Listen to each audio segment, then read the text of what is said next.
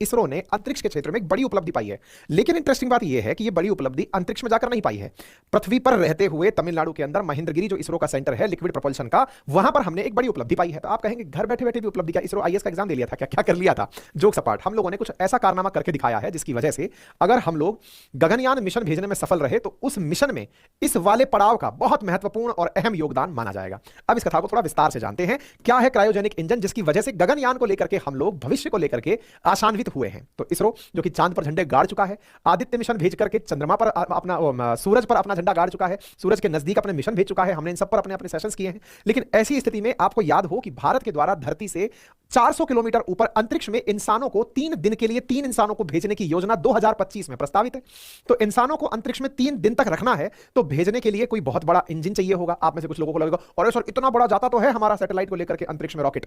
तो भैया वो जो सैटेलाइट लेकर जाता है वो बिल्कुल कैप के ऊपर यहां बैठा हुआ होता है। बहुत छोटा सा सैटेलाइट ले जाने के लिए हम लोग अपनी सारी व्यवस्थाएं बनाते हैं। यानी कि ये जो ऊपर की तरफ पेलोड रखने की जगह है, यहां पर सैटेलाइट जाती हैं। हो सकता है कि वो कुछ वजनी भी सैटेलाइट्स हों, लेकिन इंसान एक जीवित यूनिट है, उसको सही रूप से अंतरिक्ष में भेजना, 400 किलोमीटर की ऊंचाई तक भेजना, वहां पर उनका सक्सेसफुली पहुंचा करके और वापस धरती पर लाना, यह अपने आप में बड़ा टास्क है। और पूरी तरह से यह प्रक्रिया सुरक्षित हो और सही तरीके से मूव करे, इसके लिए इस पूरे की पूरे सिस्टम का बहुत प्रभावी होना जरूरी है। तो चलिए पहले मैं आपको एक बेसिक सी बात वापस से रिमाइंड करा देता हूं।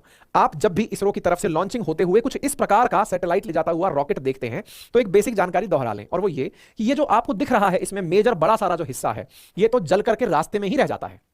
अर्थात रॉकेट का ये जो जलने वाला जो क्षेत्र है, दिवाली पे जो रॉकेट आप चलाते हैं जिसमें आग लगी है, ये बिल्कुल वैसे ही सैटेलाइट को लॉन्च करते समय ये जो मैक्सिमम हिस्सा आपको दिख रहा है ये जल करके रास्ते में ही कंज्यूम हो जाता है, ये लौट कर नहीं आता है। अभी तक इंडिया रीयूजेबल लॉन्चिंग व्हीकल नहीं बना पाया है। ये लॉन्चिंग व्हीकल्स हैं जो कि पूरी तरह अंतरिक्ष में जाकर कंपोज हो जाते हैं, गए वहीं जल भुन गए। लेकिन बचा हुआ जो हिस्सा है जो ऊपर लगा हुआ है ये ऊपर जाके खुलता है और इसी में से सैटेलाइट निकलकर आता है जो अंतरिक्ष में भेजा जाता है। मतलब ये समझिए कि ये एक ऐसी हवाई जहाज है जिसमें सवारियों को सुरक्षित पहुंचाया जाता है, लेकिन हवाई जहाज खुद जल जाता है। क्लियर हो गया? लेकिन सवारियां अब तक तो काल्पनिक थी, अब हम रियल सवारियों को भेजने की बात कर रहे हैं। सैटेलाइट के स्थान पर हम इंसान को भेजने की बात कर रहे हैं। इसी मिशन का नाम गगनयान मिशन है। गगनयान मिशन 2025 में संभव है। ऐसी स्थिति में 3 लोगों को प्रॉपर तरीके से ट्रेनिंग भी दी जा रही है। हालांकि 4 लोगों को ट्रेनिंग दी जा रही है, उनमें से 3 लोगों को 3 दिन के लिए 400 किलोमीटर ऊपर इसी सिस्टम से भेजा जाएगा। चलिए साहब, तो फिर आज की खबर क्या है? खबर यह है कि भेजते समय जिस प्रकार का इंजन यूज में लिया जाता है वो इंजन अपनी पावर के अनुसार अलग अलग कैटेगरी के समझे जाते हैं। अब इसको भी थोड़ा आसान कर लेते हैं।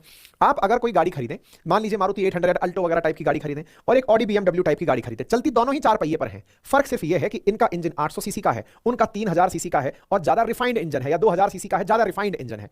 बोले सर 2000 सीसी का तो फिर महिंद्रा वालों का भी आता है, फिर वो गाड़ियां सस्ती क्यों हैं? क्योंकि उनसे भी ज्यादा रिफाइंड इंजन उनका है। इंजन में रिफाइनिंग से मतलब क्या होता है? सबसे बड़ा मतलब होता है कम फ्यूल उपयोग में लेकर ज्यादा पावर प्रोड्यूस करने वाले इंजन को बेहतर इंजन माना जाता है। अब ये क्या कहानी होती है, इसे भी थोड़ा सा आसान भाषा में करने का प्रयास करते हैं। देखिए, कोई भी फ्यूल या ईंधन जब जलता है तो उससे एनर्जी प्रोड्यूस होती है। एनर्जी प्रोड्यूस होती है मतलब, इसको आसान भाषा करते हैं, सर्दियां अभी चल ही रही हैं, ऑलमोस्ट निकल रही हैं। आपने कभी सर्दी के सीजन में अलाव तापा हो या लोगों को तापते हुए देखा हो? तो आपने देखा होगा जितनी लकड़ी जलाते हो उतनी एनर्जी बाहर निकल कर आती है। यानी कहा जाता है कि जो दहन है वो कार्बन की संख्या के डायरेक्टली प्रोपोर्शनल है, यानी जितना ईंधन डालोगे उतनी ज्यादा एनर्जी बाहर निकल कर आएगी। अब आपको इंसानों को अंतरिक्ष में भेजने जैसी बात करनी है तो इसका मतलब ज्यादा ईंधन डालोगे तो ज्यादा अच्छे से आप लोगों को ऊपर भेज पाओगे। तो सर कितना ईंधन डालें? तो मैंने कहा इसको फिर से हम गाड़ी पर ले आते हैं। कार के केस में जब आपने कहा अच्छी कार वो जो कम फ्यूल में बेहतर पावर प्रोड्यूस करे, और बेहतर पावर को नापने का तरीका क्या लगाते हैं? कितने सेकंड में ये 100 की स्पीड पकड़ लेती है या 200 की स्पीड पकड़ लेती है। इस प्रकार से कई बार गाड़ियों के आगे चर्चा लिखी जाती है। इसका पिकअप बड़ा अच्छा है साहब, क्योंकि इसका फ्यूल कंजप्शन बहुत जबरदस्त होता है, फ्यूल बहुत अच्छे से कंबस्ट होता है, दहन होता है, जलता है।